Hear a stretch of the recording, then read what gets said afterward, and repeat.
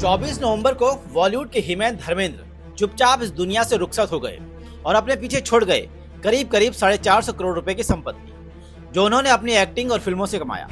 जैसे लोनावला में लगभग 100 एकड़ का फार्म हाउस, मुंबई समेत दूसरे शहरों में कई real estate property, food business, गरम गरम ढाबा और भी बहुत कुछ। लेकिन अब सवाल ये उठता है कि संपत्तियों पर किसका हक, क्योंकि उन्होंने 2 शादियां की थी।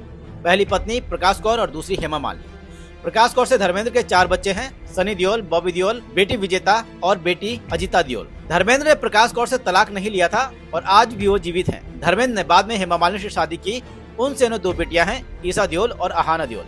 यानी कि कुल मिलाकर धर्मेंद्र के 6 बच्चे हैं। अब सवाल यह है कि किसे मिलेगा धर्मेंद्र की संपत्ति पर हक। साल 2023 में सुप्रीम कोर्ट ने एक महत्वपूर्ण फैसला दिया था कि पहली पत्नी के होने पर दूसरी शादी अमान्य मानी जाती है। हिंदू मैरिज एक्ट की धारा 16(1) के तहत यदि पहली पत्नी जीवित है और तलाक नहीं हुआ है तो दूसरी शादी कानूनन अमान्य मानी जाती है। इसका मतलब ये हुआ कि धर्मेंद्र की पहली शादी वैध मानी जाएगी, जबकि हेमा मालिनी से हुई शादी तकनीकी रूप से अमान्य की श्रेणी में आती है। लेकिन इस महत्वपूर्ण फैसले में एक और बात कही गई कि दोनों शादियों से हुए बच्चों के अधिकार बराबर रहते हैं, यानी बरकरार रहते हैं। या अगर लिव इन रिलेशनशिप से भी बच्चे होते हैं तो भी उनको अपने बच्चों के बराबर ही अधिकार मिलते हैं। कानून कहता है कि दूसरी शादी भले ही अमान्य हो, लेकिन उससे पैदा हुए बच्चे कानूनी संतान माने जाते हैं और ऐसी संतान को पिता की स्वयं अर्जित संपत्ति का पूरा अधिकार मिलता है।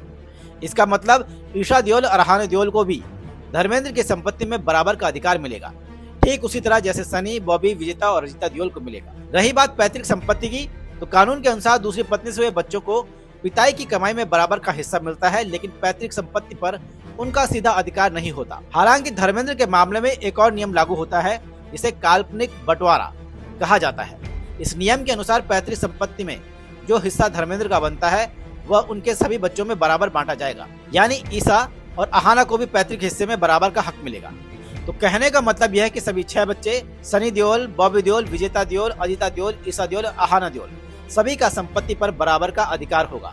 हालांकि दोनों को धर्मेंद्र द्वारा की गई वसीयत के आधार पर हिस्सा भी मिल सकता है। Bureau report, news trial.